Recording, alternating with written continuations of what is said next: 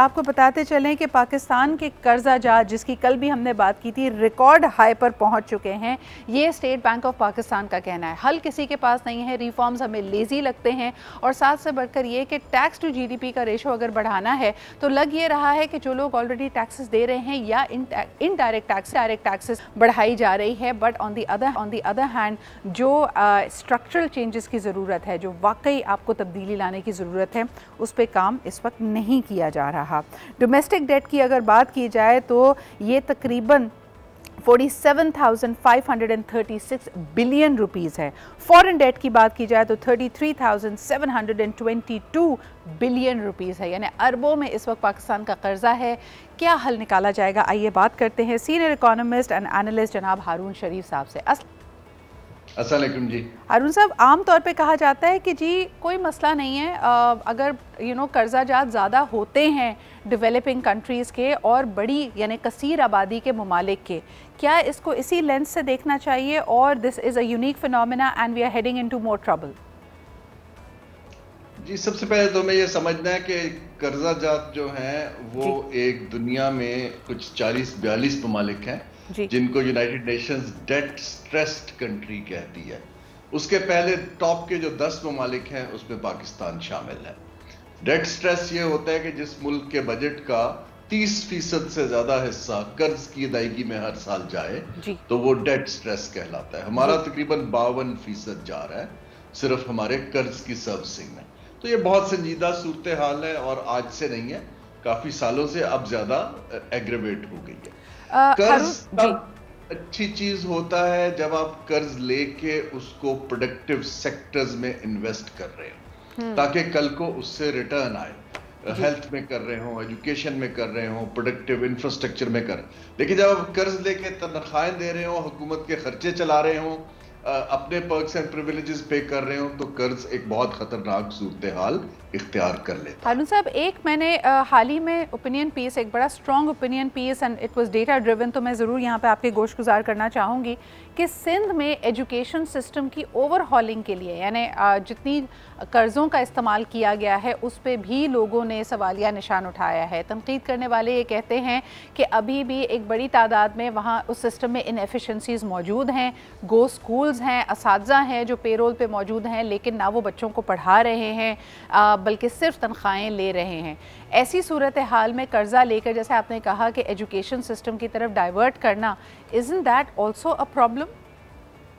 जी, terrible government system जो इसका root cause है जी। जब गवर्नेंस ही इस कदर कमजोर होगी और लीकी बकेट में पैसा जा रहा होगा और एजुकेशन के नाम पे वो कोई और घोष स्कूल और टीचर्स खा रहे होंगे तो वो तो पर्क्स एंड प्रिविलेजेस से भी बुरी चीज है जी। अब सवाल इस वक्त ये पैदा होता है कि जो मुल्क हैं वो इकोनॉमिक रिवाइवल कर्ज पे तो कहीं मैंने होते नहीं देखा। अच्छा, फिर आपका डोमेस्टिक डेट जो है वो 70% के आसपास जा चुका है। तो प्राइवेट सेक्टर को तो हमने क्राउड आउट कर दिया, उनके लिए तो पैसा बचा ही नहीं है। अब इस सूरत हाल को निपटने के लिए आप क्या करते हैं? आप 3-4 काम करते हैं।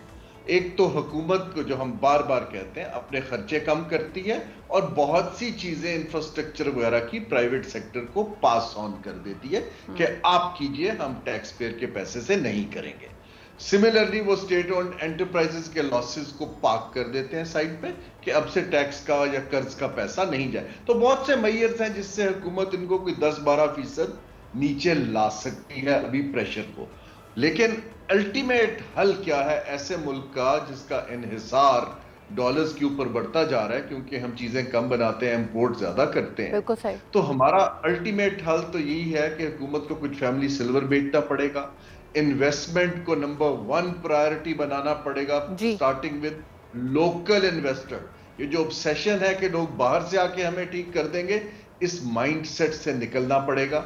और अगर इन्वेस्टमेंट रिप्लेस करना शुरू कर देगी तो 5-6 साल में हारून साहब, वेरी इंपॉर्टेंट पॉइंट मुझे बताइए, advance to deposit ratio banking sector में इस वक्त मची हुई है हलचल और अगर मैं मंथ ऑन मंथ इसको देख रही हूँ तो कहा यह जा रहा है एडवांस टू डिपॉजिट रेशो 44% से जंप कर गया है as compared to 39% in a month. और एक दफ़ा फिर ये किया इसलिए जा रहा है क्योंकि अवॉइड किया जा सके 15% इंक्रीमेंटल टैक्स को विच इज़ ड्यू आफ्टर 2024। लेकिन interestingly much of the lending is reportedly funnel to DFIs। ये अपने आप में एक बड़ी परेशान कुन बात है, इसको आप कैसे देखते हैं? जी देखिए, पहली बात तो ये है कि हमारे बैंकिंग सिस्टम ने मैं इसको एज फाइनेंशियल सेक्टर पे जिसने बहुत साल काम किया है, एक सिस्टेमिक रिस्क है कि हमारे बैंकिंग सिस्टम को ने प्रेशर में आके, हालांकि इंडिपेंडेंट है काफी, उन्होंने सारा कर्ज हुकूमत में डाला हुआ है। और हुकूमत एक ऐसा क्लाइंट है जो सिर्फ अगर उनके पास पैसे खत्म होते हैं तो वो सिर्फ नोट प्रिंट करके पे बैक कर सकता है। सो इनका डिवर्सिफाइड पोर्टफोलियो नहीं है। दूसरा, इन्होंने बेतहाशा पैसा कमाया है पिछले दिनों में, जो स्प्रेड जिसे हम कहते हैं कि डिपॉजिटर को आप कम पैसा देते हैं और लेंडिंग आप महंगी करते हैं। तो बैंकों के तो रिकॉर्ड प्रॉफिट्स भी आ चुके हैं। अब जबकि इंटरेस्ट रेट गिरना शुरू हुआ है और टैक्स का प्रेशर बढ़ना शुरू हुआ है कि जो उन्होंने ज्यादा कमाया तो हम कर रहे हैं, तो उसके लिए आप देखें कि आपको बैंकर की कॉल आएगी कि आप अपना सेविंग अकाउंट बंद कर दीजिए, आप अपना सेविंग सर्टिफिकेट चेंज कर लीजिए। अब ये उस थ्रेशहोल्ड से नीचे जाने के लिए rather than market based in a way coercive measures लिए जा रहे हैं, desperate measures. Sir but tell me one thing, अगर इन्होंने 2023 में बेतहाशा प्रॉफिट कमाया है बैंक्स ने, और जो कि सच बात है, यानी उनकी बुक्स यही कहती हैं, इसमें कसूर किसका है? यानी अगर आप ओवरऑल देखें, there has been so much political uncertainty, economic uncertainty. हमें तो इस बात को गनीमत जानना चाहिए कि अभी भी हमारे फॉर्मल सेक्टर या बैंक्स में पैसा मौजूद है। इंसेंटिवाइज आपने किया, यकीनन रियल एस्टेट नीचे गई है, कोई और ट्रेड नीचे गया है, तो लोगों ने बैंक्स में पैसा रखा है। बैंक से आपकी बात बिल्कुल दुरुस्त है कि उन्होंने मुनाफा ज़्यादा कमाया है। अगर इंटरेस्ट रेट पर आप अपने बैंक में रखे हुए डिपॉजिट पर कमाते भी थे तो मजीद उस पर कैपिटल गेन टैक्स भी लगाया जाता था। But all these taxes are going to the government any. जी देखिए, ये इसका एक पहलू है जो आप बात कर रही हैं, इसमें कोई इलीगल बात नहीं है या इमोरल बात नहीं है। लेकिन फाइनेंशियल सेक्टर का सिदरा एक फाइनेंस की थ्योरी में काम ये है कि वो डिपॉजिटर से पैसा लेके बेस्ट पॉसिबल यूजर्स को इन्वेस्ट करते हैं ताकि उस मईशत के अंदर डेवलपमेंट काम हो सके। जब आप बेस्ट पॉसिबल यूजर की बजाय सिर्फ एक क्लाइंट को देते हैं क्योंकि आपको गारंटीड रिटर्न आ रहा है, आप रिस्क लेना बंद कर देते हैं, बी आप मेहनत करना बंद कर देते हैं, सी आपका जो पैसे की कंसंट्रेशन है वो कुछ हाथों में चली जाती है। सही। तो ये इसके कुछ वाइडर रेपरकशंस हैं जो हमें समझना। हारून साहब अग्रीड, लेकिन इस वक्त नंबर्स ये कहते हैं कि बैंकिंग सेक्टर ने 1.1 ट्रिलियन रुपीस का इस वक्त लोन दिया है आपके सिर्फ अक्टूबर के महीने में।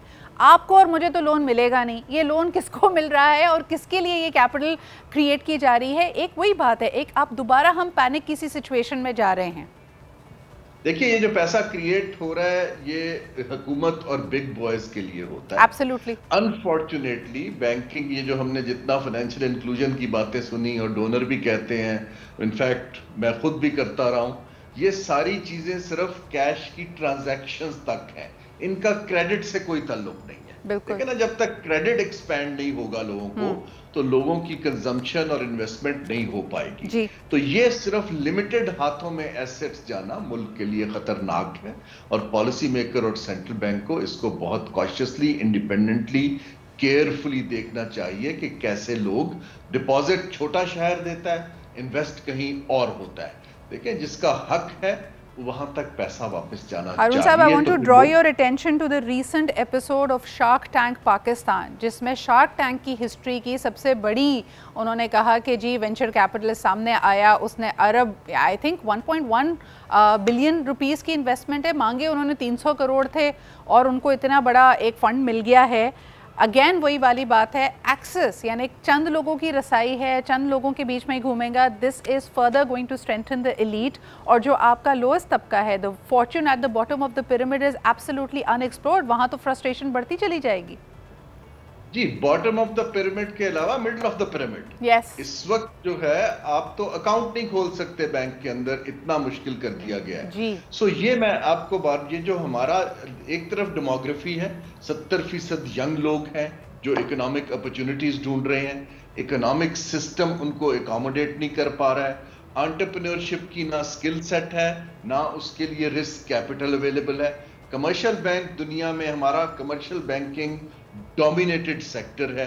कमर्शियल बैंक हमेशा रिस्क अवर्स होता है, वो रिस्क फाइनेंसिंग नहीं करता है। कैपिटल मार्केट के अंदर आपका सेकेंडरी मार्केट का एक बूम है, again few people earning by selling and buying shares, नई इन्वेस्टमेंट या कैपिटल जो हमारी फॉर्मेशन नहीं हो रही है। तो ये सवालात हैं पॉलिसी के जो आपको और मुझे sir, but do you think, आपके ख्याल में आर दीज लेजी रिफॉर्म्स? देखिए, पहले हमने देखा कि एनर्जी सेक्टर की बारी आई, वहाँ पे चंद कुछ सीईओज और कुछ ऑर्गेनाइजेशंस को हमने टारगेट करके कहा कि जी इन्होंने टैक्स ज़्यादा देना चाहिए, तो उन्होंने बहुत मुनाफा कमा लिया है। Pharmaceuticals, 30 pharmaceuticals international foreign pharmaceuticals से जो पाकिस्तान में चली गई, बिकॉज उन्होंने कहा कि जी हम ये जान बचाने की अद्वियात बना ही नहीं सकते। आई नो दैट उनकी एक मॉरल रिस्पॉन्सिबिलिटी थी, लेकिन उन्होंने कहा it's not making any business sense. अब बारी आ गई है बैंकिंग सेक्टर की, यानी जो लोग ऑलरेडी टैक्स नेट में हैं, आप उनके लिए प्यूनिटिव मेजर्स लेके मुश्किल बना रहे हैं। ऑन दी अदर हैंड, मुल्क का जो ज़्यादा बड़ा कर्जा लिया जाता है वो हैंड आउट कर रहे हैं हम सेफ्टी नेट्स में थ्रू द किसान cards and through the BISP cards. ये कहाँ की अक्लमंदी है आपके ख्याल में? Was that a stitch in time? यानी हमने 2010 से देखा कि ये कार्ड्स और इसके हैंड आउट्स चल रहे हैं, क्या ये सस्टेनेबल है इसको कैरी ऑन करना? सिद्रा, हमने मेहनत करनी छोड़ दी है, आपकी उस बात में बिल्कुल वजन है जी। तो एक तो हमारी लेजीनेस और ऑब्सेशन विद पॉपुलिज्म है। दुनिया की हर चीज वजीर आजम या चीफ मिनिस्टर के नाम से दी जाती है और पेट्रेज के नाम पे कि जी हम आपको ये दे रहे हैं, we are the givers.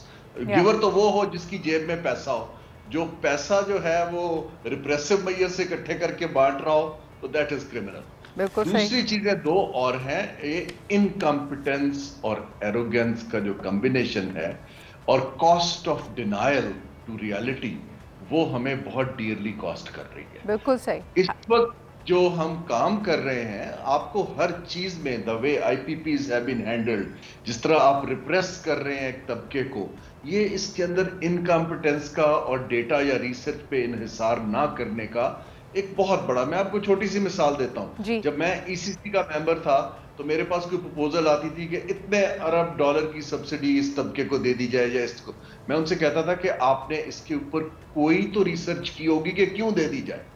Basically हुकूमत ने उसके ऊपर कोई काम नहीं किया होता और वो बस एक डायरेक्टिव के ऊपर। सर, शिफ्टिंग रियलिटीज़, हमने ऑलरेडी इस बात को आइडेंटिफाई किया है कि हम ओवरऑल हम क्लाइमेट से रिलेटेड मिसाल के तौर पे कोई ख़ास स्ट्रैटेजी अपना नहीं पा रहे हैं। All of these are low hanging fruits, short term goals.